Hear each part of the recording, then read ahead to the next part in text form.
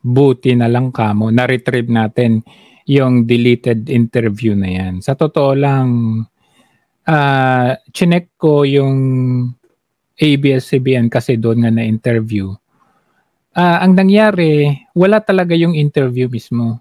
Ngayon, meron silang balita, di ba? Yung TV Patrol, ganon. So, chinang-chunk nila. Meron yung nandun na interview ni Senator Amy. Pero, yung sagot niya tungkol doon sa Lotto issue. At meron din, as you go to 30 minutes timeline doon sa TV Patrol ngayon, 30 minutes timeline, binalita nga yung sinabi ni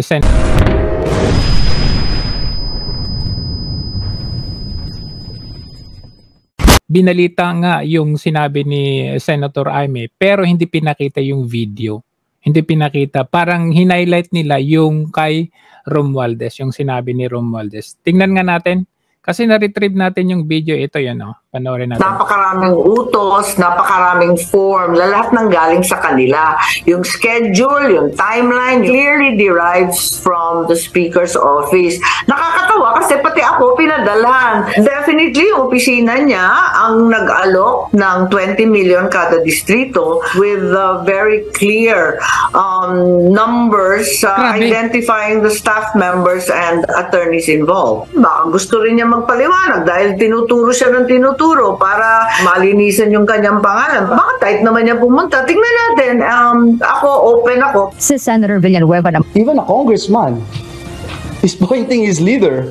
May mga voicemail po Nakilala ko yung mga boses Kaya kung gusto nyong maglabasan tayo at ayaw nyo talagang aminin, 4 na congressman yung narinig kong boses. I've spoke to mayors in our province, at least to 4 mayors who already admitted to me. Now, these are congressmen's staff who called them, who told them na may gagawin silang signature kami, but they did not even say this is people's initiative to the mayors. Immediately, yung opisina niya ang nag-alok ng 20 million kada distrito. Definitely, nanggaling sa kanila yung very attenuated timeline na July 9 o July 9 ba yun? Tapos na ang lahat. At ibibigay na ng buong-buo itong economic provisions, etc. So, definitely, that derived from his office with very clear numbers identifying the staff members and attorneys involved. And Speaker Romualdez denied such claims, calling his cousin Marites, which is a term used referring to individuals spreading hearsays. Romualdez dares Senator Marcos to prove her allegations to whatever court.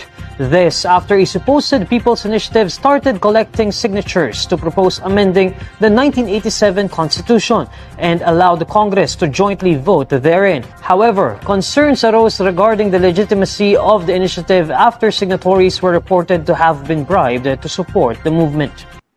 Okay. Alam nyo, ano na to nag-umpisa na yung alitan ng Senado at ng House dito na. Kasi I was expecting na kasi may parliamentary courtesy yung Senado at saka yung House, 'di ba?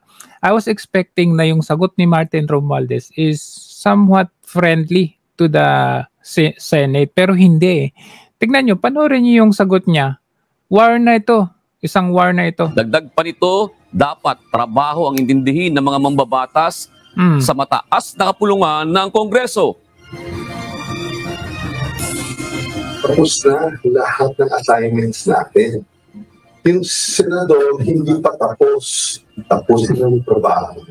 Naghihintay na ang mga bilito. Kung na rin may bibili natin sa PI, wala tayong pakiram sa PI. Yung PI, trabaho na yan ng taong bayan. Yung mga congressman at yung mga senador, gagawin natin yung legislation. So let's focus on our work, to get down to work, buckle down. There's just 24 of you. Wow, grabe. There's just 24 of you. Grabe, ang bigat nung binitawan niya na yun. Napakasakit nun. Kaya nga sabi ko, ito na yung umpisa nung labanan ng Senado at ng House. Kasi kung ikaw yung House Speaker at meron kayong interparliamentary courtesy, you should talk in an environment wherein, alam mo yun, iniisip mo yung kapakanan ng ka-interparliamentary mo. Pero ganito yung magbitaw siya. Sabi, magtrabaho kayo. Huwag yung pinapakilaman yung People's Initiative.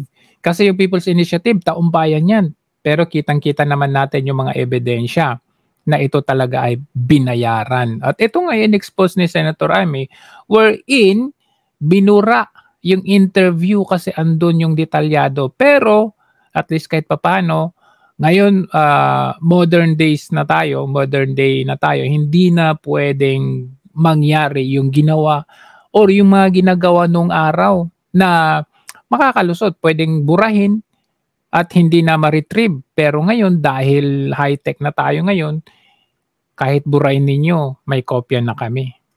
Di ba? Get your act together. Focus. Get your act together. Focus. Grabe. Okay? Focus on your work. Kayo, anong work ang finofokusan ninyo? May batas na ba kayo? Magbilangan nga tayo ng batas ngayong administrasyon na ito. Magbilangan kaya tayo ng batas na naipasa ngayong administrasyon. Parang wala. Parang yung Maharlika Investment Fund pa lang. Alright? And stop hitting on Congress. Binabaliktad. Sinabi naman ni Senator Marcos, masyadong maaga maging defensive ang mambabatas. Gayong sa susunod na linggo pa isaasagawa ang investigasyon ng Senado. Okay, so dyan na nagtatapos ang ating programa. Buti na lang na-retrieve natin. Sige, pakalat pa natin itong expose nitong si Senator Amy. Dahil eto na naman, nagbingo na naman si Maharlika. Grabe ka naman, Maharlika. Lagi ka na lang nagbibingo. Yung isang dinis-own mo, peke yung pagka-bingo niya. Charan!